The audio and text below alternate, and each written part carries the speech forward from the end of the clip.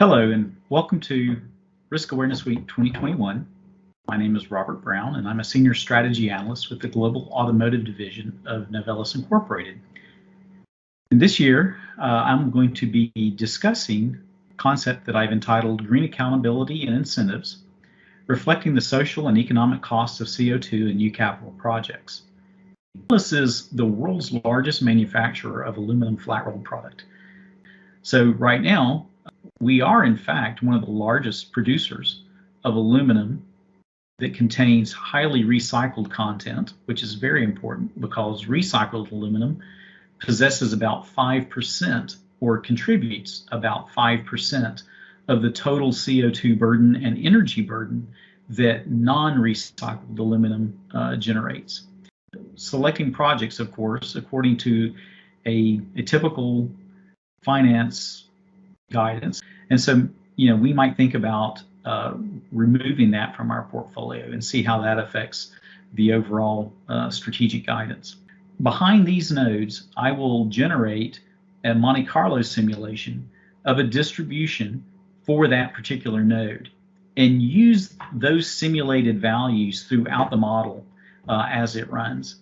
But the point is that up to this point, in order to account for the CO2 that we produce, we have to account for all of the elements of our production process that are at least significant contributors to the overall CO2 footprint or greenhouse gas footprint that we are concerning ourselves with. And instead of trying to guess single point values, I will be representing those elements that we really don't know with precision with an uncertainty distribution, so that in the aggregate effect of all of these uncertainties acting together, I can get an end view of what that effect is on that. Again, bicycle cells is representative of something else that is any better than some of the others.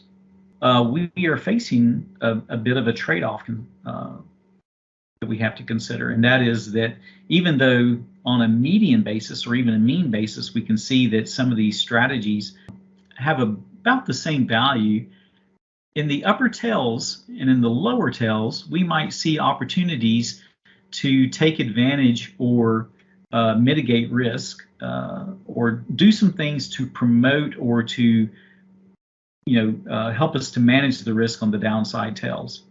However, we know that can't be the only consideration because we are also faced with reducing CO2.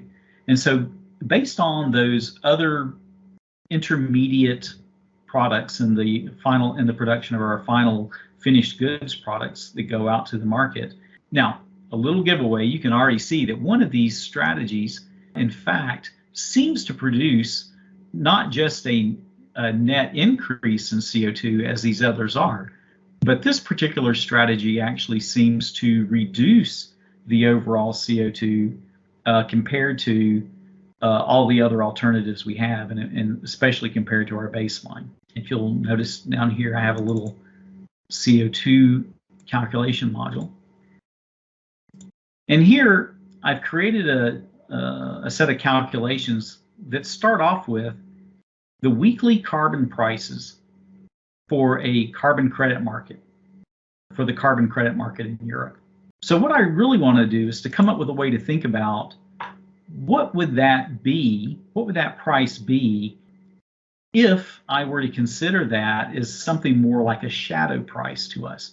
Now, I want to take the time element out of this. So the average value turns out to be about $60.52. So if I calculate that and do the same sort of calculation, I get a distribution that says, overall, we should see the exchange rate in time be somewhere between $1.50 per euro down to possibly 95 cents per euro. It reprioritizes my attention on other strategies, and that would be sub-strategy B2.